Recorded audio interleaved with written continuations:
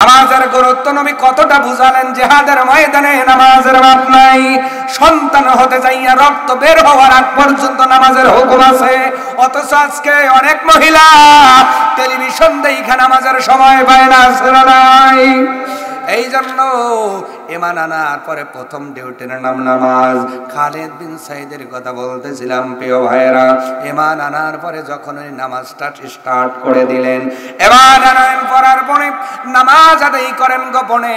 কে বা কাহারা খবরটা সেই সাইদের কানে দিয়ে দিল। ছেলের নাম হলো খালিদ, বাবার নাম সাইদ। সাইদ হলো বাবা, সন্তান হলো খালিদ, এই জন্য নাম দেওয়া হলো খালিদ বিন সাইদ। যেমন আমার নাম সাইফুদ্দিন বিন, আমি হলাম সাইফুদ্দিন, বাবা হলো মজ্জেম, মজ্জেমের সন্তান আমি সাইফুদ্দিন। তদ্রূপভাবে খালিদ বিন সাইদ, সাইদের ছেলে খালিদ। কে বা কাহারা সাইদের কাছে খবর দেয়, ও সাইদ তুমি কি জানো তোমার সন্তান কলেমা পড়ে ঈমান আনয়ন করেছে, নবীর হাতে কলেমা পড়ে মুসলমান হয়ে গেছে, বাবা রাগান্বিত হয়ে গেছে।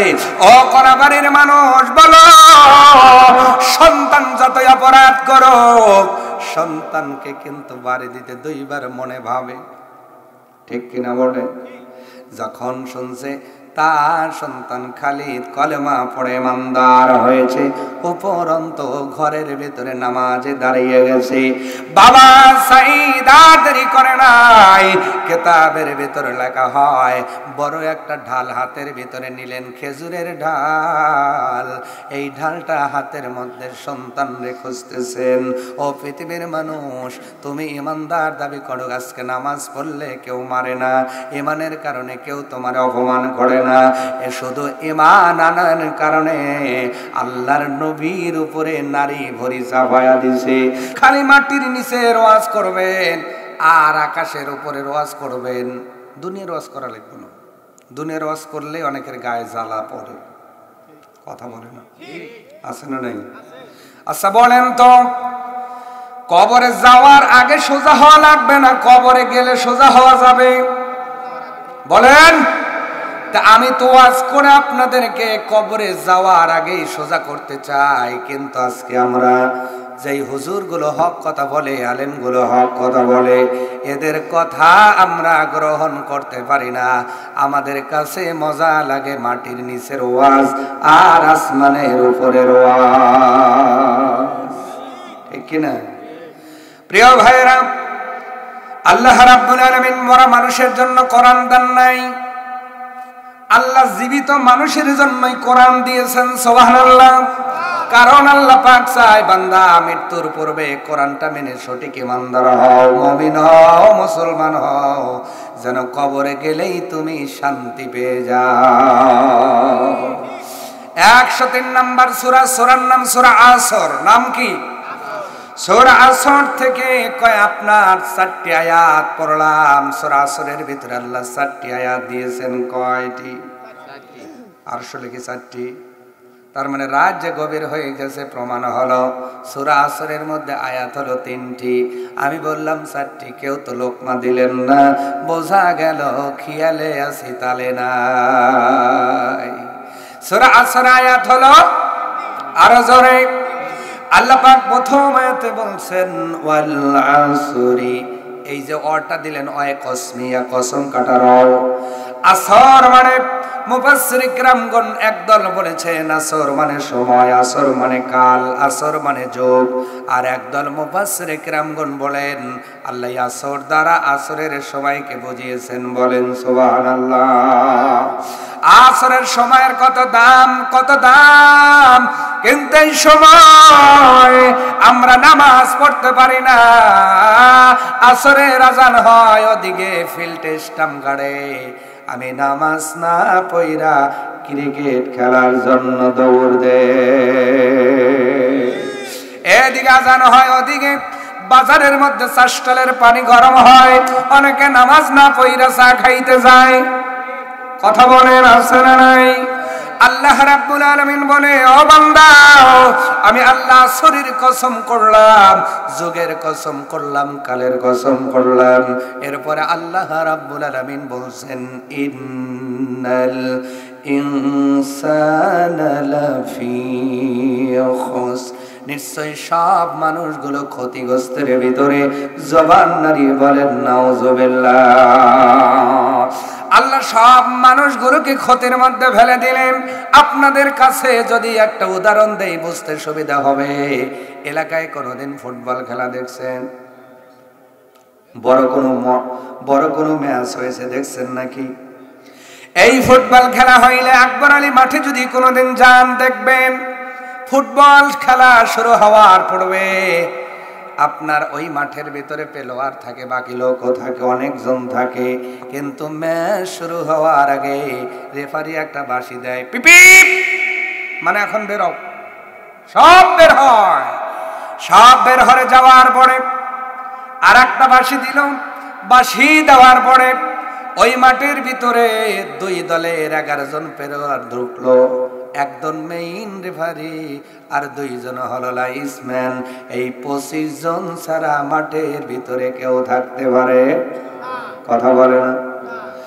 মাঠের মধ্যে দৌড়ের কথা, যদি দাগের কাছে পাওয়া যায় আরেকজন এসে কয় পা হেডান, পা হেডান, কথা বলে না। তার মানে মাঠের মধ্যে থাকবে যারা তারা খেলোয়াড়, যারা মাঠের মধ্যে থাকবে যারা খেলোয়াড় তারা। আল্লাহ রাব্বুল আলামিন ইন্নাল ইনসানা লাফি খুসর এইটা বলে সব মানুষকেই বাউন্ডারির বাইরে দিয়ে দিলেন। মাঠ ক্লিয়ার করো, মাঠ ক্লিয়ার করো, সবাই ক্ষতিগ্রস্তের ভিতরে। এইবার সব মানুষকে দেওয়ার পরে আবার যখন রেফারি ওই 25 জন 22 জনকে ভিতরে ঢুকাইল, আল্লাহ এইবার বলেন, ইল্লাল্লাযীনা আমানু ওয়া আমিলুস সালিহাত ওয়া তাওয়াসাউ বিল হাক্কি ওয়া তাওয়াসাউ বিস সবর। আল্লাহ রাব্বুল আলামিন বলে, বান্দা বান্দি শোনো, সব মানুষ ক্ষতির ভিতরে, আমি আল্লাহ দাগের বাইরে দিয়ে দিলাম। এবার 4 দলকে আদর করে ভিতরে নিলাম, এরাই হবে জান্নাতি মেহমান। এইবার দেখেন তো এই 4 দলের মধ্যে আপনি আছেন কিনা। যদি আপনি এই 4 দলের মধ্যে থাকেন আপনি জান্নাতি, সুবহানাল্লাহ। আর যদি কোনো কারণে এই 4 দলের মধ্যে না থাকেন আপনি যাবেন কোথায়? এ কথা বলে না। যত বড় মাওলানাই জানাজা দিক আর যত বড় হুজুরি মাটি দিক, আপনি 4 দল যদি না করতে পারেন, আল্লাহর কোরআন জানাচ্ছে নিঃসন্দেহে তুমি জাহান্নামী মানুষ। অল্প সময় 12টার মধ্যেই মোনাজাত হবে ইনশাআল্লাহ। একটু লক্ষ্য করেন প্রিয় ভাইয়েরা, 1 নাম্বার দল আল্লাহ পাক বললেন ইল্লাল্লাযীনা আমানু, নিশ্চয়ই যারা ঈমান আনয়ন করবে। সব মানুষের ভিতর থেকে যারা ঈমানদার, যারা মুমিন হবে, মুত্তাকি হবে, মুসলমান হবে, এই মানুষগুলো ক্ষতির ভিতরে নাই, বলেন সুবহানাল্লাহ। ঈমান আনলে তারা ক্ষতির ভিতরে থাকবে। ঈমান আনছেন? কথা বলে না। ঈমান কি আনছেন? হ্যাঁ না কিছু বলে না। ঈমান আনছেন কি? ঈমানের ফরজ কয়টি বলেন তো? যেই বললে আমি তো দোষ, হুজুর খালি ঘটনা বলে যাবেন, ঘটনা আমি যে পারি না এইটা বলবেন কেন? অনেক মানুষ রাগ করেন এই জন্য। আমি জানি আমার উপর রাগ করে যে হুজুর কেমনে ওয়াজ করেন, খালি ধমক দেন, গাইল পারেন, আরে এই সব সুর দিলে ভালোই লাগে, যখন কথা কন ভালো লাগে না। কথা যে কেন বলি ভাই, আপনাদের জানানোর জন্য বলি, ঠিক কিনা বলে? ঈমানের ফরজ কয়টি? একজন 5, একজন 7, আর 2 একজন আছেন, কথা বলে না। তাহলে মুসলমান হওয়ার পরে, ইমানদার দাবি করার পরে মুসলমান ইমানের শর্ত কয়টা এইটাই জানি না, তার মানে বিয়া করে নাতিপুতি হয়ে গেছে, বিয়ার শর্ত কয়টা এইটা জানি না, সারা জীবন চৌকিদারি করলাম, থানা চিনলাম না, ইমানদার হতে চাই কিন্তু ইমানের শর্ত কয়টা এইটা জানি না। একদল মুফাসসির কেরামগণ বলেছেন 6টি, আর একজন বলেছেন 7টি। এবার যদি জানা থাকে আমার সঙ্গে পড়েন, আমানতু বিল্লাহি ওয়া মালাইকাতিহি ওয়া কুতুবিহি ওয়া রুসুলিহি ওয়াল ইয়াউমিল আখির ওয়াল কদরি খাইরিহি ওয়া শাররিহি মিনাল্লাহি তাআলা ওয়াল বা'সি বা'দাল মাউত। কয়টা হলো? আরো জোরে। একদল মুফাসসির কেরামগণ 5 নাম্বার হলো আল কদর, আপনার আল কদরি, আপনার অবিল, ওই যে ইয়াউমাল কিয়ামা, কিয়ামতের উপরে বিশ্বাস করা। আর 7 নাম্বার আল বা'সি বাদাল মাউত। এই দুইটাকে এক জায়গায় করেছে বলেছেন 6টা, আর কেউ কেউ দুইটাকে আলাদা করেছেন 7টা। যাই হোক, যেটা পড়লাম এখান থেকে বোঝা যায় 7টা অথবা 6টার উপরে যারা বিশ্বাস স্থাপন করবে এরাই হলো মুমিন। জোরে কোন সুবহানাল্লাহ। আর এবার মুমিনের ডিউটি কি? সূরার নাম সূরা মুমিনুন।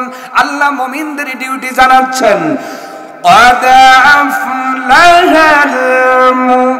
المؤمنون الذين هم في صلاتهم خاشعون।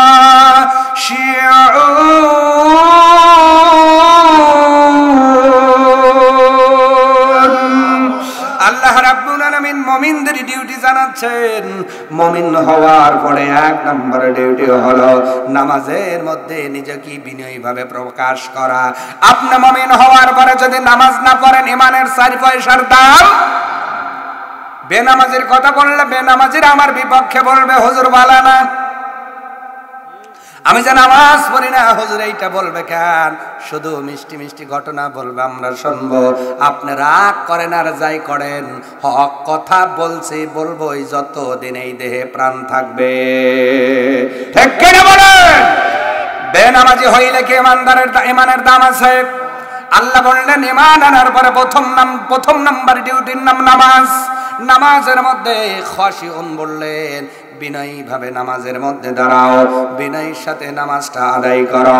সম্মানিত ভাইরা আমার, যারা ঈমান আনবে এরাই হলো প্রকৃত আপনার ক্ষতির ভিতরে নাই 1 নাম্বার দরে, তারা লাভের দলে। সুবহানাল্লাহ। তাহলে ইমানের মাপকাঠি হলো, ইমান মাপার থার্মোমিটারের নাম হলো নামাজ। সুবহানাল্লাহ বলে। ইমান মাপার থার্মোমিটারের নাম প্রথম কি? আরো জোরে। যার নামাজ বেশি ভালো তার ইমান তত বেশি, যার নামাজ নাই তার ইমান কত বলেন? তাহলে এখন কে কে নামাজ পড়েন না আমি তো জানি না, আপনি জানেন। তাহলে নামাজ না পড়ে যদি আমি চিল্লাই যে আমি ইমানদার, এরকম ইমান নেকাজ হইব? কথা বলেন। আর এরকম ইমানদার যদি মক্কা শরীফের আপনার মারা যাওয়ার পরে এইরকম ইমান আলাক যদি মক্কা শরীফের ইমাম এসে কয় আল্লাহু আকবার, জানাজা দিয়ে মাটি দেয়, আযাব থেকে নাজাত পাওয়া যাবে? বলেন বলেন। আমার ভাইয়ের ইমান ইমান ইমান ইমান ইমান ইমান আনার জন্য, নামাজ পড়ার জন্য কত ত্যাগ তিতিক্ষা করেছে সাহাবা আজমাইন। নাম হলো আপনার খালিদ বিন সাইদ রাদিয়াল্লাহু তাআলা আনহু। শুধুমাত্র ঈমান আনার কারণে আর নামাজ পড়ার কারণে নামাজ অবস্থায় নিজের বাবা মারতে মারতে রক্তাক্ত করেছিল। বলেন নাউজুবিল্লাহ। আজকে ঈমান আনলে কেউ গালি দেয় না, ঈমান আনলে কেউ মারে না, ঈমান আনলে কেউ বকুনি দেয় না। কিন্তু আল্লাহর নবীর একজন সাহাবী, নাম হলো খালিদ বিন সাইদ রাদিয়াল্লাহু তাআলা আনহু, নবীজির হাতে যখন হাত ধরে কলেমা পড়লেন, লা ইলাহা ইল্লা ইল্লাল্লাহু মুহাম্মাদুর রাসূলুল্লাহ আশহাদু আল্লা ইলাহা ইল্লাল্লাহু ওয়াহদাহু লা শারীকা লাহু ওয়া আশহাদু আন্না মুহাম্মাদান আবদুহু ওয়া রাসূলুহু। এই কালেমা পড়ে যখন ঈমানদার হলেন, মুমিন হয়ে গেলেন, ঈমান আনার পরে নামাজ ফরজ হয়ে যায়। আল্লাহর নবী আখিরি জামানার পয়গম্বর রাসূল আরবি সাল্লাল্লাহু আলাইহি ওয়াসাল্লামের কাছে বলা হলো, ইয়া রাসূলুল্লাহ, কেউ যদি সুবহে সাদেকের সময় ঈমান আনে প্রথম কাজ কি? আল্লাহর নবী বললেন, প্রথম ডিউটি ফজরের নামাজ। আবার বলা হলো, ইয়া রাসূলুল্লাহ, কেউ যদি যোহরের নামাজের পূর্বে ঈমান আনে প্রথম ডিউটি কি? আল্লাহর নবী বললেন, যোহরের নামাজ। ইয়া রাসূলুল্লাহ, কেউ যদি আসরের পূর্বে মুহূর্তে ঈমান আনয়ন করে তার ডিউটিকে আল্লাহর নবী বললেন আসরের নামাজ। কেউ যদি বেলা ডোবার পূর্বে ঈমান আনে প্রথম ডিউটি মাগরিবের নামাজ। কেউ যদি রাত্রে বেলা ঈমান আনয়ন করে রে প্রথম ডিউটির নাম ইশারের নামাজ। নামাজ নামাজ নামাজ, যুদ্ধের ময়দানে নামাজ মাফ হয় নাই, অথচ আজকে আমরা মুসলমান দাবি করার পরে, আজান হওয়ার পরে এদিক ওদিক ঘুরে কিন্তু মসজিদ চিনি না, এমন লোক আমাদের ভিতরে আছে না নাই? যুদ্ধের ময়দানে নামাজ মাফ করে দেওয়া হয় নাই, এক দল যুদ্ধ করেছে, অন্য দল নামাজ পড়েছে। আল্লাহ নবী বললেন, মহিলারা তোমরা শোনো, তোমরা সন্তান সম্ভাবনা হইলা, 10 মাস 10 দিন সময় পড়ে গেল, সন্তান ডেলিভারি হবে, এমন সময় তোমাকে অন্ধকার কোঠরি নেওয়া হলো। দায়ীরা তোমাকে নিয়ে অন্ধকার কোঠরির ভিতরে যখন নিয়ে গেল, এমন সময় সন্তান দেখা যায়, সন্তান আসতেছে, এমন সময় রক্ত বাহির হয় নাই। নবী বলেন, এমন সময়ও যদি তোমার কানে আজান যায়, আগে নামাজ পড়ো, তারপরে সন্তান প্রসব হবে। আল্লাহু আকবার। নামাজের গুরুত্ব নবী কতটা বুঝালেন। জিহাদের ময়দানে নামাজের মাপ নাই, সন্তান হতে যাইয়া রক্ত বের হওয়ার আগ পর্যন্ত নামাজের হুকুম আছে। অথচ আজকে অনেক মহিলা টেলিভিশন দেখে নামাজের সময় পায় না, নাই। এই জন্য ঈমান আনার পরে প্রথম ডিউটির নাম নামাজ। খালিদ বিন সাইদের কথা বলতেছিলাম প্রিয় ভাইয়েরা। ঈমান আনার পরে যখন ওই নামাজটা স্টার্ট করে দিলেন, ঈমান আনার পরার পরে নামাজ আদায় করেন গোপনে, কে বা কাহারা খবরটা সেই সাইদের কানে দিয়ে দিল। ছেলের নাম হলো খালিদ, বাবার নাম সাইদ। সাইদ হলো বাবা, সন্তান হলো খালিদ, এই জন্য নাম দেওয়া হলো খালিদ বিন সাইদ। যেমন আমার নাম সাইফুদ্দিন বিন, আমি হলাম সাইফুদ্দিন, বাবা হলো মজ্জেম, মজ্জেমের সন্তান আমি সাইফুদ্দিন। তদ্রূপভাবে খালিদ বিন সাইদ, সাইদের ছেলে খালিদ। কে বা কাহারা সাইদের কাছে খবর দেয়, ও সাইদ, তুমি কি জানো তোমার সন্তান কলেমা পড়ে ঈমান আনয়ন করেছে, নবীর হাতে কলেমা পড়ে মুসলমান হয়ে গেছে, বাবা রাগান্বিত হয়ে গেছে। ও কোনাবাড়ির মানুষ, বলো, সন্তান যতই অপরাধ করো, সন্তানকে কিন্তু বাড়ি দিতে 2 বার মনে ভাবে, ঠিক কিনা বলে? যখন শুনছে তার সন্তান খালিদ কলেমা পড়ে ইমানদার হয়েছে, উপরন্ত ঘরের ভিতরে নামাজে দাঁড়িয়ে গেছে, বাবা সাইদ আর দেরি করে নাই। কিতাবের ভিতরে লেখা হয়, বড় একটা ঢাল হাতের ভিতরে নিলেন, খেজুরের ঢাল। এই ঢালটা হাতের মধ্যে সন্তান রে খুঁজতেছেন। ও পৃথিবীর মানুষ, তুমি ইমানদার দাবি করো, আজকে নামাজ পড়লে কেউ মারে না, ইমানের কারণে কেউ তোমার অপমান করে না, এ শুধু ঈমান আনার কারণে আল্লাহর নবীর উপরে নারী ভরি চাপায়া দিছে, সাহাবীদের উপরে অকথ্য নির্যাতন চালানো হয়েছে। ও কোনাবাড়ির মানুষ, আজকে বাংলাদেশে কোন ঈমানদারের উপরে কখনো এই রকম জুলুম করা হয় নামাজ পড়লে মারা হয় না। নিজের বাবার সন্তানকে খুঁজতেছে ঢাল হাতে নিয়ে, খুঁজতে খুঁজতে সন্তানকে খুঁজতে খুঁজতে বাবা সাইদ যখন সন্তানকে দেখতে পাইলেন একটি জঙ্গলের কিনারে, সাইদ যেন বাবার ভয়ে নামাজের মধ্যে দাঁড়ায় আছে। ও পৃথিবীর মানুষ, ও তো কোনো ক্ষতি করে নাই, কোনো বদনামের কাজ করে নাই, চুরিও করে নাই, ডাকাতেও করে নাই, শুধুমাত্র কলেমা পড়ার কারণে, নামাজ পড়ার কারণে। এই বাবা সাইদ আর দেরি করে নাই, নামাজের মধ্যে সন্তান দাঁড়িয়ে আছে, পিছন দিক দিয়ে তো জোরে একটা বাড়ি দিছে ভাই, দাঁড়ানো মানুষ পড়ে গেছে। এইটা কে? নিজের ছেলে। কে বলেন? কথা বলে না। কার ছেলে? নিজের বাবা বাড়ি দিছে, সন্তান পড়ে গেছে। দুনিয়ার কোন বাবা আছো নামাজের জন্য সন্তানরে এমন মারতে পারো? এরপরে নামাজের জন্য এত নির্যাতন সহ্য করলো, এমা নানানের কারণে বাড়ি দেওয়া হলো।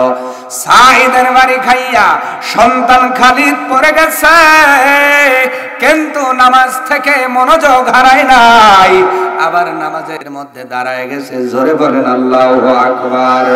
আজকে আমরা নামাজ পড়ি ফ্যান গুনি, নামাজও পড়ি ঠাকনুর খবর রাখে, মা বোনরা নামাজ পড়ে মোরগ তারায়, নামাজ পড়ে গোলার খবর রাখে, নামাজ পড়ে সন্তানের খেয়াল রাখে, আছে না নাই? ফাওয়াইলুল লিল মুসাল্লিন।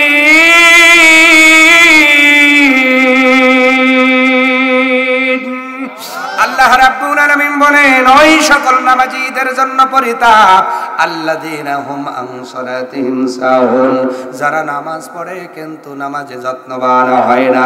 সাইদ আমার নামাজে, আপনার খালিদ আমার নামাজে দাঁড়ায় গেলেন। এইবার নামাজ যখন রাকাত শেষ করে তাশাহুদের মধ্যে বসেছে, বাবা সাইদ চিন্তা করলো সন্তানের মনোযোগ তো সরে না, এবার মেরেছে পিঠে রে। এইবার বাবা ঘুইরা সামনে দাঁড়াইছে, দাঁড়াইয়া এই গালের উপরে এত জোরে বাড়ি দিছে, দাঁত ভেঙে গেছে, ফিলকি দিয়ে রক্ত বের হওয়ার উপক্রম। সালামটা ফিরে ডাক দে বলে, আব্বা, আব্বা রে, তুমি না কান্দে করে আমারে তুমি পালছো আব্বা। ও বাবা গো, জন্মের পরে এই হাত ধরে বাজারে নিয়ে গেছে। সন্তান খালেদ নাইকা বলে, ও বাবা, আমি গুরু মিয়ার ঘরে ঢুকি নাই, আমি তোমার জন্য লজ্জার কোনো কাজ করি নাই, চোরেও করি নাই, ডাকাতেও করি নাই বাবা। এমনটা আইনা মালিকের কাছে নামাজের জন্য অবনত হয়ে গেছি, এই জন্য নিজের সন্তান রে এমন করে কেন মারো? আব্বা বলে ডাকে রে, কিন্তু বাবা খালি সাইদের মনের মধ্যে মায়া নাই। আর একবার যখন এই গেলে বাড়ি দুইটা দাঁত ডালের সঙ্গে ভেঙে গেছে, রক্ত ফিলকি দিয়ে বার হয়ে ডাক দে বলে, আব্বা যদি মারতে হয় মারো, ইমান সারব।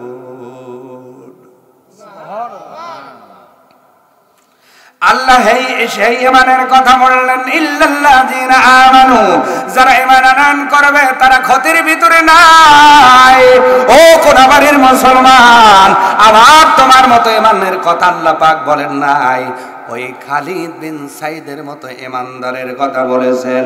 ক্বালু রাব্বুনাল্লাহু সুম্মা ইসতাকামু, যারা বলবে আমার রব আল্লাহ এবং এরপরে এর উপরে যারা ইস্তেকামাত থাকবে, আল্লাহ পাক বলেন তাতানাজ্জালু আলাইহিমুল মালায়েকা, আমি আল্লাহ তাদের সাহায্য করবার জন্য আসমান থেকে ফেরেশতার বাহিনী নাজিল করে দিব। কি ঈমান তারা ফেলেছে, সুবহানাল্লাহ। বাড়ির উপরে বাড়ি বৃষ্টির মতো বাড়ি পড়া হয়। বাবা সাইদ যাইকে বলে, খালিদ রে, তোরে জন্মের পরে হাত ধরে বাজারে নিয়ে গেছি, বড় করলাম, আমি খাইতে দিলাম।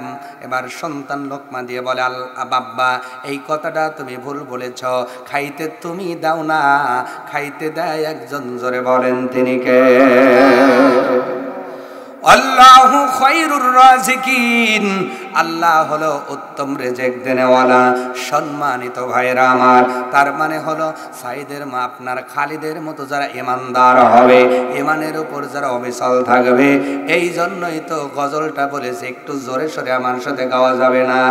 ইমানের পথে অবিচল থেকে আমার মরণ জানো তোমার কাছে মিনতি আমার, তোমার কাছে মিনতি আমার, মহামহিম দয়াময়, ইমানের পথে অবিচল থেকে আমার মরণ যেন হয়। প্রাণ খুলে বলেন আল্লাহু আকবার। ইমান চলে গেল, তার মানে যদি ইমান আপনার পাকা থাকে, আপনি ক্ষতির ভিতরে না, আপনি লাভের দলে। আল্লাহু আকবার। ইমান আনবে যারা জান্নাত পাবে, তারা বলেন সুবহানাল্লাহ। আল্লাহ দলিলটা সূরাতুল বাকারার 82 নম্বর আয়াতে বলেন, ওয়াল্লাযীনা আমানু ওয়া আমিলুস সালিহাতি উলাইকা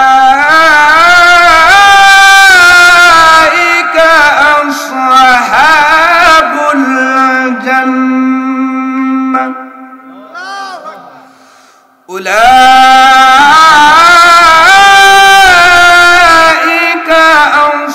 আসহাবুল জান্নাতি হুম ফিহা খালিদুন। আল্লাহ রাব্বুল আলামিন বলে, ও পৃথিবীর বান্দা বান্দিরা শোনো, ওয়াল্লাযীনা আমানু ওয়া আমিলুস সালিহাত, নিশ্চয়ই যারা পৃথিবীর জমিনে ইমানদার হবে আর নেক আমল করবে, উলাইকা আসহাবুল জান্নাহ, এরাই হবে জান্নাতের অধিবাসী, হুম ফিহা খালিদুন, ওই জান্নাতের ভিতরে তারা চিরকাল পর্যন্ত অবস্থান করবে। ও পৃথিবীর মানুষ, দুনিয়ার ময়দানে জন্ম আছে, মৃত্যু আছে, একদিন এই দুনিয়ার জমিন থেকে তোমারে বের করে দেবে, ইচ্ছা করো আর না করো, তুমি মানো আর না মানো, যেই দিন এই দেহ থেকে প্রাণ পাখি উড়াল দিবে।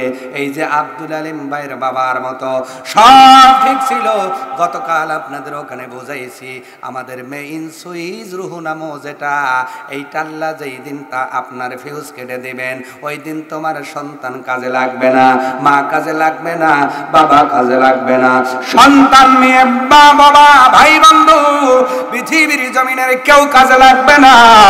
এই দুনিয়ার ঘর থেকে বের করবে, পকেটের মধ্যে 50,000 টাকার বান্ডেল, ওইটাও বের করা হবে। তোমার পরনে আছে 4,000 টাকার পোশাক, ওইটাও আপনার খোলা হবে। যদি খোলা না যায় রে মুসলমান, বেলের দিয়ে কেসি দিয়ে কেটে দিবে। তোমার পরনে দুনিয়ার একটা মাজার সুতা পর্যন্ত রাখা হবে না। দুনিয়ার ময়দানে 1 লক্ষ টাকার খাটে ঘুমাইছো, ওই খাটটাও তোমার জন্য রাখা হবে না। মসজিদের ওই ধোয়ানো পালকিটা আনা হবে, ওই খাটিয়ার উপরে নিয়ে তোমাকে সুন্দর করে ধোয়ানো হবে। এরপরে মসজিদের মধ্যে যেই পালকি আছে, ওই পালকিতে তুলে রে আমাকে তোমাকে চির ঠিকানা কবরে দিয়ে আসবে। আল্লাহ রাব্বুল আলামিন বলে, ও পৃথিবীর মানুষ, দুনিয়ার জমিনে জন্মাইলে মরতে হবে। এই দুনিয়ার ময়দানে তুমি বাবার ঘরে জন্ম নিলা, কেউ কোনা বাড়িতে জন্ম নিল, কেউ দই মুছিতে জন্ম নিল, কেউ পাড়া রংজানিতে জন্ম নিল, কেউ মোহনপুরে জন্ম নিলা, যে যার বাবার ঘরে জন্ম নিলা, যেই ঘরে তুমি জন্ম নিলে একদিন ওই ঘর থেকে তোমাকে বের করা হবে। আল্লাহ পাক বলেন ঈমান আর আমলের কারণে এমন একটা জান্নাত দিব, হুম ফিহা খালিদুন, যেই জান্নাতের ভিতরে একবার গেলে আর কোনোদিন আমি আল্লাহ বাহির করব না। বুড়া মানুষ জান্নাতে যাইব না, সুবহানাল্লাহ। বুড়া মানুষ, কোনো বুড়াই জান্নাতে যাইব না। এবার অনেক মুরব্বী কয় তালি যাইগে, আমরাও আর শুনে কি করব? আমরা যদি জান্নাতেই না যাই, ও ভাই ও বাবাজি আফসোস কইরেন না। বৃদ্ধ মানুষ জান্নাতে যাবে না তার মানে হলো আপনিও জান্নাতে যাবেন কিন্তু বুড়া হবেন না। সুবহানাল্লাহ বাজ্জা বইলেন, আরো জোরে বলুন সুবহানাল্লাহ। আল্লাহ আপনার আমার উচ্চতা দিবে আদম নবীর মতো, চেহারা দিবে ইউসুফ নবীর মতো, কণ্ঠ দিবে দাউদ পয়গম্বরের মতো। এই চেহারার লাবণ্যতা কোনোদিন নষ্ট হবে না। আজকে দাঁত পড়ে গেছে, জান্নাতে গেলে দাঁত পড়বে না। আজকে দাড়ি পাকছে, জান্নাতে গেলে দাড়ি পাকবে না। আজকে চোখের জ্যোতি কমে গেছে, জান্নাতে গেলে চোখের জ্যোতি কমবে। ওই জান্নাতে যেতে হলে ঈমান আর আমল লাগবে। কি লাগবে বলেন? তাহলে আমাদের ঈমান হবে সেই খালিদ বিন সাইদের মতো। জোরে বলেন ইনশাআল্লাহ। এরকম ঈমান করতে চাই তো ভাই। এবার গেল ঈমানদারের কথা। সূরা আসরের ভিতরে আল্লাহ রাব্বুল আলামিন বলছেন, এক নাম্বার হলো ঈমানদাররা ক্ষতির ভিতরে নাই। দুই নাম্বার হলো আমিলুস সালিহাত, যারা নেক কাজ করলো, নেক আমল করলো, তারা ক্ষতির ভিতরে নাই। নেক আমল কি? সর্বপ্রথম নামাজ। বুনিয়াল ইসলাম ওয়ালা খামসিন। আল্লাহর নবী বুখারী মুসলিমের বর্ণনায় বলেন ইসলাম 5টা জিনিসের উপর দণ্ডায়মান। এক নাম্বার কলেমা, দুই নাম্বার নামাজ, তিন নাম্বার আপনার যাকাত, চার নাম্বার হজ, 5 নাম্বার রমজানের রোজা। সামনে রমাদান, আমরা রোজা রাখবো তো ইনশাআল্লাহ। জোরে বলেন ইনশাআল্লাহ। ইনশাআল্লাহ। রোজা রাখবেন, সাহারি খাবেন, ইফতার করবেন। তবে কোন জিনিস দিয়ে ইফতার করলে সওয়াব বেশি বলবো নাকি? বলবো। ইফতারের মধ্যে জিনিসটা রাখবেন ভাই, যতই কষ্ট হোক, এটা নবীর সুন্নাহ। আর রোজাদারের জন্য 2টা পুরস্কার আল্লাহর নবী ঘোষণা করেছেন, লিসাইমি ফারহাতান। রোজাদারের জন্য 2টা পুরস্কার। এক নাম্বার ফারহাতান ইনদা ইফতারিহি, একটা হলো ইফতারের সময়। 2 নাম্বার ফারহাতান ইনদা লিকাই রাব্বিহি, 2 নাম্বার পুরস্কার আল্লাহ কিয়ামতের দিন নিজের হাতেই দেবে। লিকাই রাব্বিহি, যেই দিন আমি আপনি আমার মালিকের সাথে সাক্ষাৎ করব, ওই দিন আল্লাহ রোজাদারের 2য় পুরস্কার নিজের হাতেই দিবেন। আর রোজা হুকুম আইয়ুকুম আহসানু আমালা, আমি আল্লাহ অতি উত্তম আমল করবার জন্য দুনিয়ায় পাঠাইলাম, কিন্তু এই আমল করতে আমাদের সময় থাকে না। সময় হয় তখন আমি অসুস্থ হয়ে পড়ে থাকি যখন। এই জন্য নবী বলেছেন 5টা জিনিস আসার পূর্বে 5টা জিনিস গোছায় নাও। সুবহানাল্লাহ বলে। তার ভিতরে একটা হলো দারিদ্রতা আসার আগে বড় লোক হয়েছে, এই সময় দান করে সওয়াব গোছাও। সুবহানাল্লাহ বাজ্জা জোরে বললেন, এখন আসতেই বলেন।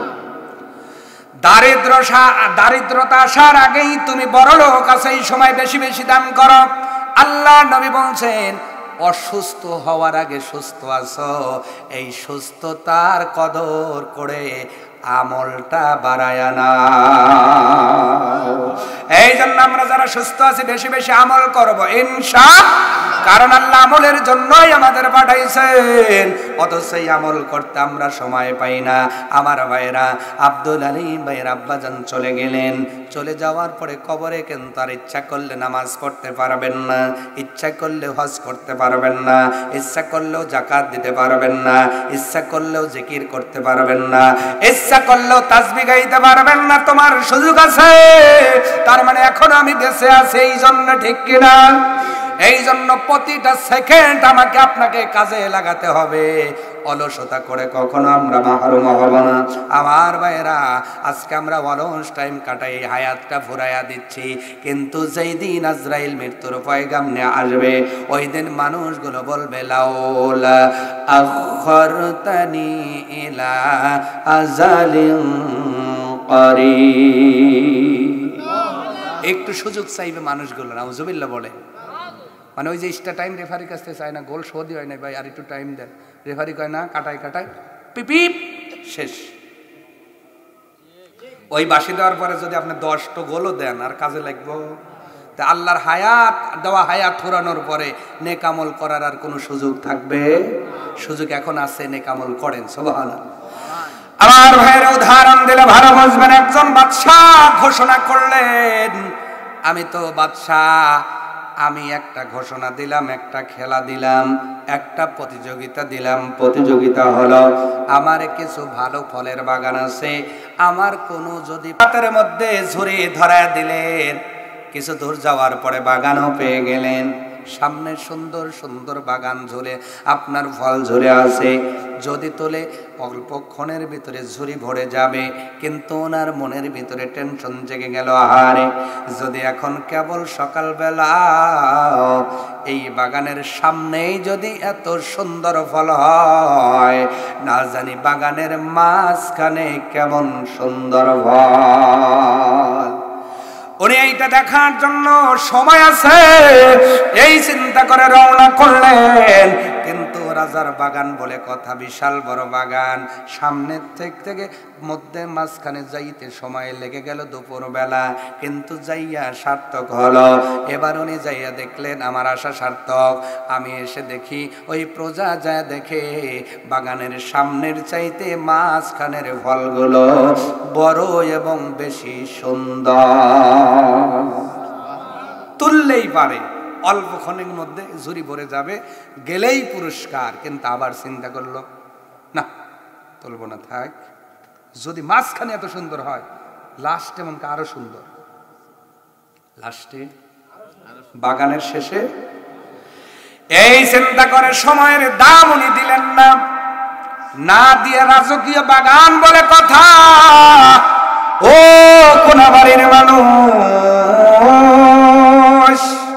উনি বাগানের মাঝখান থেকে রওনা করলেন, করার পরে বাগানের লাস্টে যখন চলে গেলেন, দুপুরের বেলা গড়াইয়া বেলাটা লাল হয়ে গেছে। এই সময় ওই মানুষটা বাগানের লাস্টে তাকায় দেখে গাছ আছে, পাতা আছে, কিন্তু ফল নাই। কি নাই? জোরে বলেন, কি নাই? ফল নাই, কপালে হাত। চিন্তা করলো তাড়াতাড়ি দৌড়াইয়া মাঝখানে 2-1টা ফল নিয়ে যাইমু, কিন্তু ঘুরে উঠেই দেখে 2জন পিয়াদা, 2জন গার্ড এসে হাজির। সেই রাজার পক্ষ থেকে 2জন দারোয়ান আসলো, আসার পরে ধরে ফেলেছে, তাড়াতাড়ি চলো, তোমার দেওয়ার সময় আপ, টাইমে যা, টাইম ওভার হয়ে গেছে, আর তোমাকে সময় দেওয়া যাবে না। ওই লোকটা ডাইকা বলল, ও ভাই, সময়ের মর্যাদা দেই নাই, বাগানের প্রথম থেকে ফলটা তুললাম না, সময়ের মর্যাদা না দিয়ে মাঝখানে আইলাম, মাঝখানে আইসা দেখি ফল বড় সুন্দর, আমি তুললেই হইতো, না তুইলে এখানে এসেছি। ভাইরে, আমার ঝুড়ির ভিতরে একটা ফলও নাই, যাবার বেলায় যদি সময় দাও, আপাতত একটা ফল নিয়ে রাজার কাছে যাইতে চাই। 2জন পেয়াদা ডাইকা বলে, টাইম নাই। কি নাই? আরো জোরে। এই উদাহরণ দ্বারা কি বুঝলা ও পৃথিবীর মানুষ? ওই রাজা হলো রব্বুল, রাজা হলো আলহামদুলিল্লাহি রাব্বিল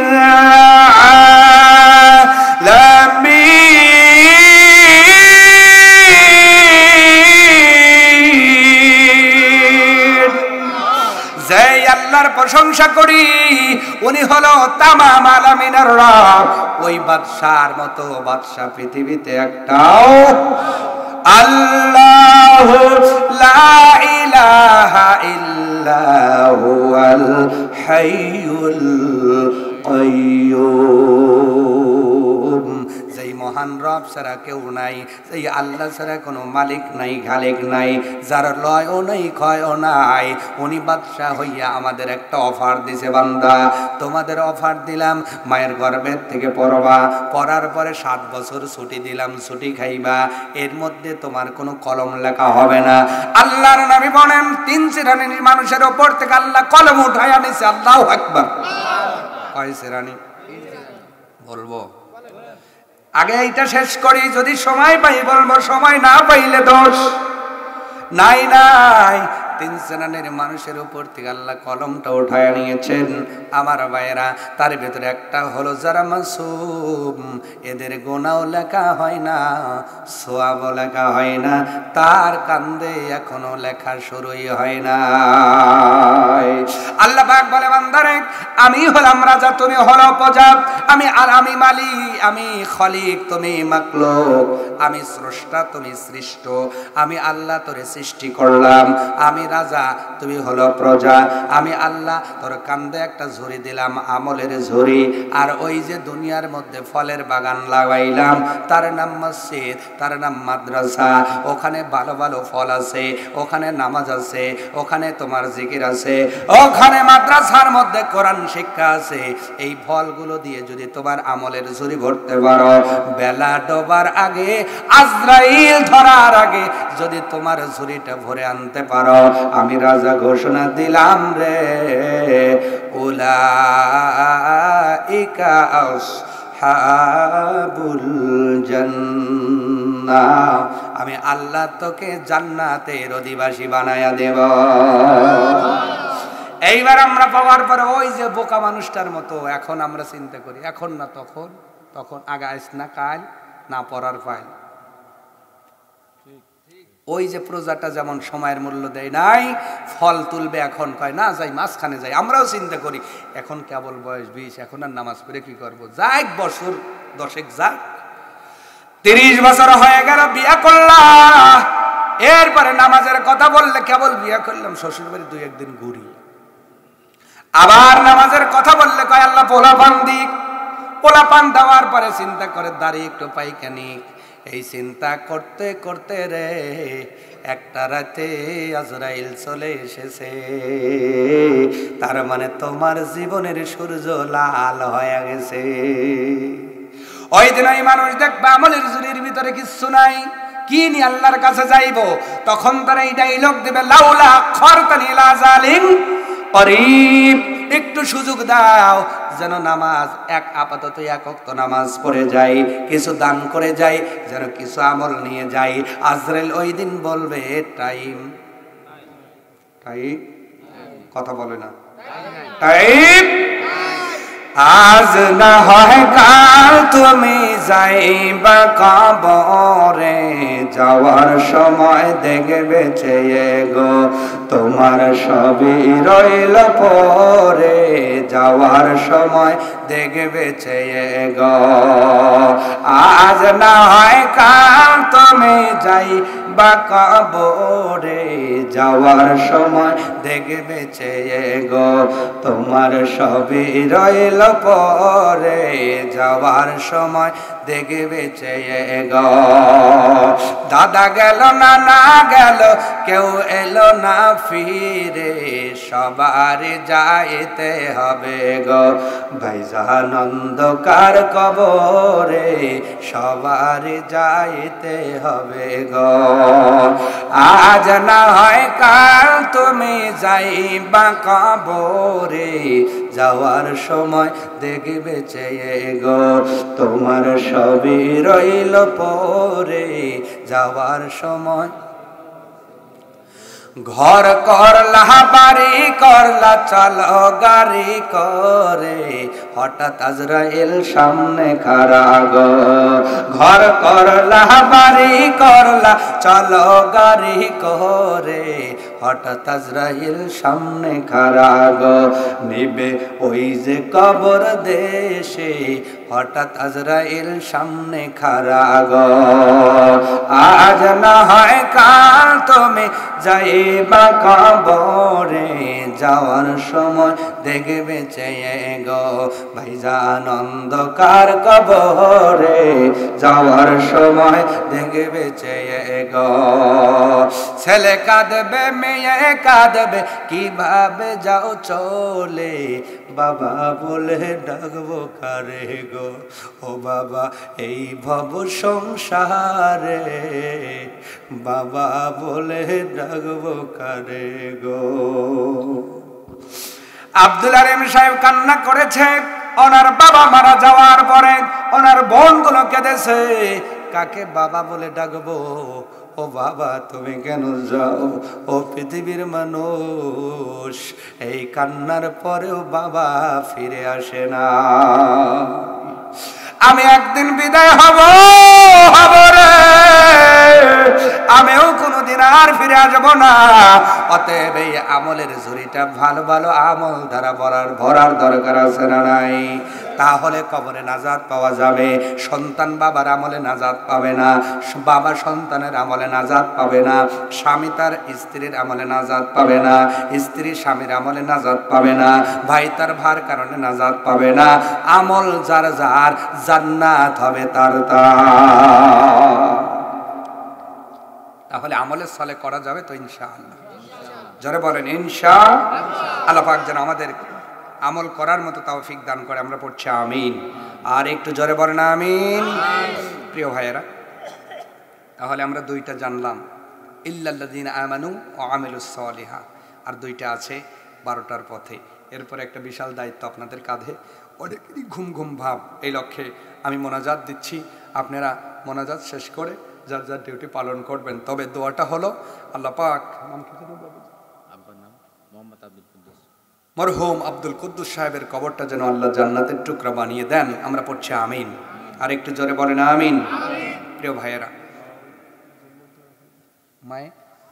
আব্দুল আলীর মাও চলে গিয়েছেন। মা আগে গেছেন, বাবা পরে হ্যাঁ মাই পরে, এটা মায়ের জন্য না?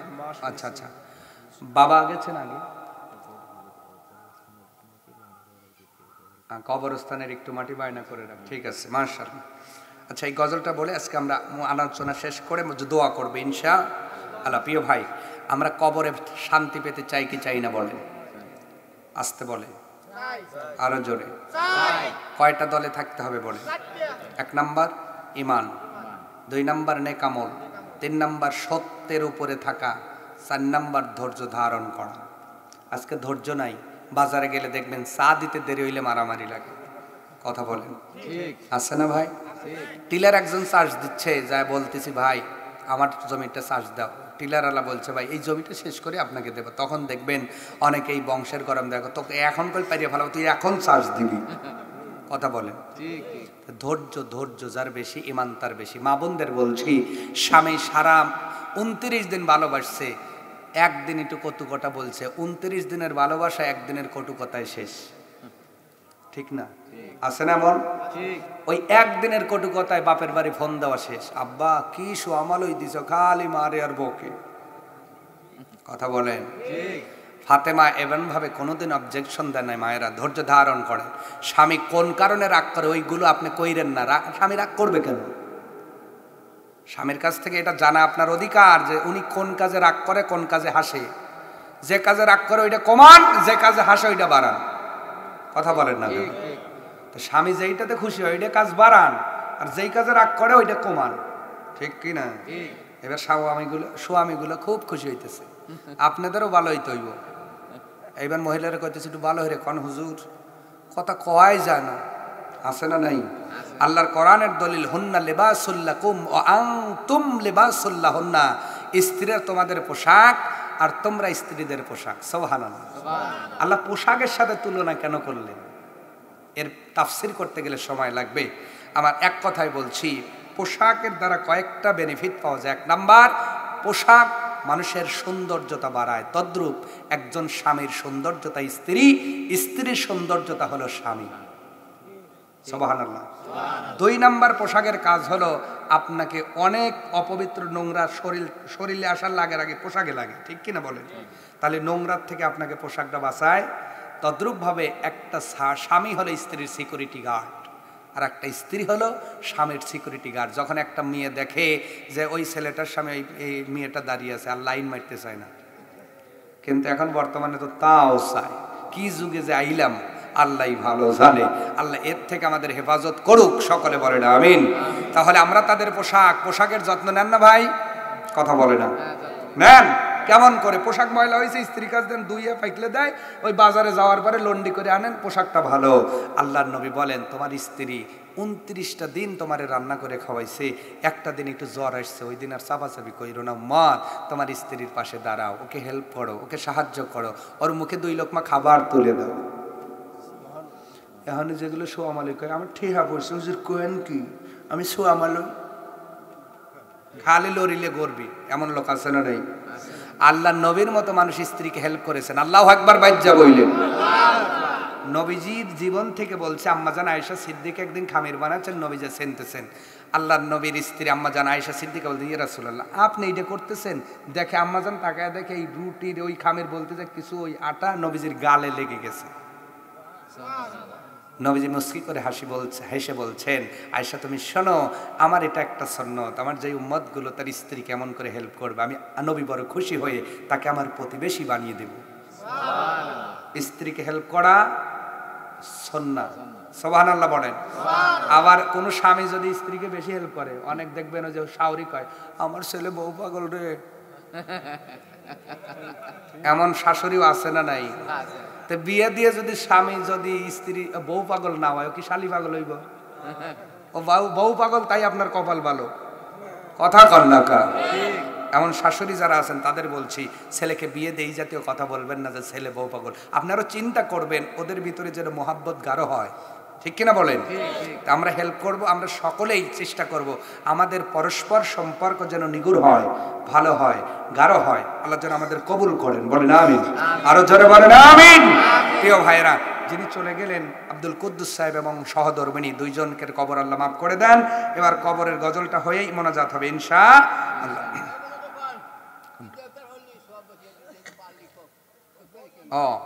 খেজুর, খেজুর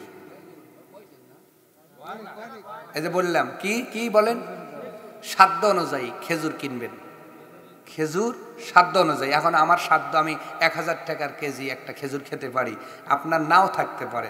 আপনি হয়তো 60 টাকা, 100 টাকা, 20 টাকা, 120, 200 পারতপক্ষে খেজুরটা কিনবেন। যদি প্রতিদিন 5টা 10টা নাও পারেন, একটি খেজুর রাখবেন, সুবহানাল্লাহ বলেন। এবং প্রথম যেই লোকমাটা আপনার ইফতারের হবে, ওইটা আটিটা ছিলে প্রস্তুত করে রাখবেন। ইফতারের দোয়া আছে না নাই? কি দোয়া পড়েন? কোন দোয়া যদি নাও জানেন, শুধু বিসমিল্লাহ বললেও আল্লাহ বরকত বাড়িয়ে দিবে। আরো জোরে শুধু বিসমিল্লাহটা বলবেন, তাই বরকত বেড়ে যাবে। আর দোয়াগুলো পারলে বলবেন। তাহলে আমরা খেজুর দিয়ে ইফতার করা শুরু করবো ইনশাআল্লাহ। আল্লাহ যেন আমাদের তৌফিক দান করে, বলেন আমিন। গোরস্থানের একটু মাটি বায়না করে রাখ রে, গোরস্থানের একটু মাটি বায়না করে রাখ। আতর গোলাপ সুরমা চন্দন কাফন নামের দেহ বন্ধন, আতর গোলাপ সুরমা চন্দন কাফন নামের দেহ বন্ধন, আলমারিতে রাখ রে তুলে একটি কোরআন পাক রে, এখনই তোর আসতে পারে চলে যাওয়ার ডাক রে, এখনই তোর আসতে পারে চলে যাওয়ার ডাক। গোরস্থানের একটু মাটি বায়না করে রাখ রে, গোরস্থানের একটু মাটি বায়না করে রাখ। ভালো মন্দ শত্রু মিত্র কেউ বা যদি রয়, মরার আগে সবার সাথেই দেখা যেন হয় রে, দেখা যেন হয়। ভালো মন্দ শত্রু মিত্র কেউ বা যদি রয়, যাবার আগে সবার সাথেই দেখা যেন হয় রে, দেখা যেন হয়। ধরতে তোকে লাগবে 6 জন, আপন খুঁজে পাবি কয়জন? ধরতে তোকে লাগবে 6 জন, আপন খুঁজে পাবি কয়জন? একলা পেলে খাবে তোকে সিল সগুনার কাক রে, এখনই তোর আসতে পারে চলে যাওয়ার ডাক রে, এখনই তোর আসতে পারে চলে যাওয়ার ডাক। কাঁদিস না মন শিশুর মতন, এমনই তো হয়। এই তো জীবন খোদার দেয়া, তোর তো জীবন নয় রে, তোর তো জীবন নয়। কাঁদিস না মন শিশুর মতন, এমনই তো হয়। এই তো জীবন খোদার দেয়া, তোর তো জীবন নয় রে, তোর তো জীবন নয়। মাটির খাসায় প্রাণের ময়না, চিরদিনই আপন রয় না। মাটির খাসায় প্রাণের ময়না, চিরদিনই আপন রয় না। দিবে ওরাল সুযোগ পেলে, একটু পেলেই ফাঁক রে, এখনই তোর আসতে পারে চলে যাওয়ার ডাক রে, এখনই তোর আসতে পারে চলে যাওয়ার ডাক। গোরস্থানের একটু মাটি বায়না করে রাখ রে, গোরস্থানের একটু মাটি বায়না করে রাখ। আতর গোলাপ সুরমা চন্দন, কাফন নামের দেহ বন্ধন। আতর গোলাপ সুরমা চন্দন, কাফন নামের দেহ বন্ধন।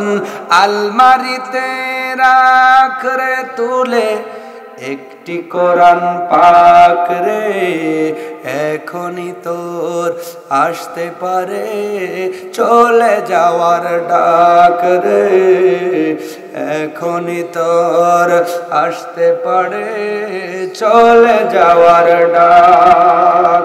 গোরস্থানের একটু মাটি বায়না করে রাখ রে, গোরস্থানের একটু মাটি বায়না করে রাখ। আল্লাহু আকবার। কিছু পড়া আছে ভিতরে? কি আছে? কালেমা পড়া আছে, কি আছে? কালেমা পড়া আছে। কালেমা কত? দরুদ শরীফ পড়া আছে। কালেমা, দরুদ শরীফ, কোরআন খতম। মাশাআল্লাহ। যা পড়েছি আমি না বলতে পারলেও জানেন কি? আল্লাহ। আরো জোরে আল্লাহ। আল্লাহ পাক এগুলো কবুল করে এই সওয়াবগুলো 2 মাইয়েতিনের কবরের মধ্যে আল্লাহ পৌঁছায় দিন। আমরা পড়ছি আমিন। উনি নিজিম্মা আল্লাহ মাফ করে দেন। ক্ষমতা কার? উনি মাফ করলে আপিল করার কেউ আছে? উনি মাফ না করলে সিনায় আনার মতো ক্ষমতাও কি কারো আছে? তো এই জন্য আল্লাহর কাছে দোয়া করছি, ওনার পাশাপাশি আমাদের আপন আপন মা বাবা, দাদা দাদি, নানা নানি, আত্মীয় স্বজন, খেলার সাথী, বন্ধু বান্ধব যারাই কবরে শুয়ে পড়েছেন, যারাই এই দুনিয়ার সফর শেষ করে কবরের যাত্রী হয়ে গেছেন, আল্লাহ তাদের কবরগুলো জান্নাতের টুকরো বানিয়ে দেন। আমরা পড়ছি আমিন। সকলেই দরুদ ইব্রাহিম পড়ে আল্লাহুম্মা সাল্লি আলা মুহাম্মদ وعلى آل محمد كما صليت على إبراهيم وعلى آل إبراهيم إنك حميد مجيد اللهم بارك على محمد وعلى آل محمد كما باركت على إبراهيم وعلى آل إبراهيم إنك حميد مجيد اللهم آمين ربنا ظلمنا أنفسنا وإن لم تغفر لنا وترحمنا لنكونن من الخاسرين ربنا آتنا في الدنيا حسنة وفي الآخرة حسنة وقنا عذاب النار গুনার পাহাড় মাথায় নিয়ে তুলসী দুহাত গো প্রভু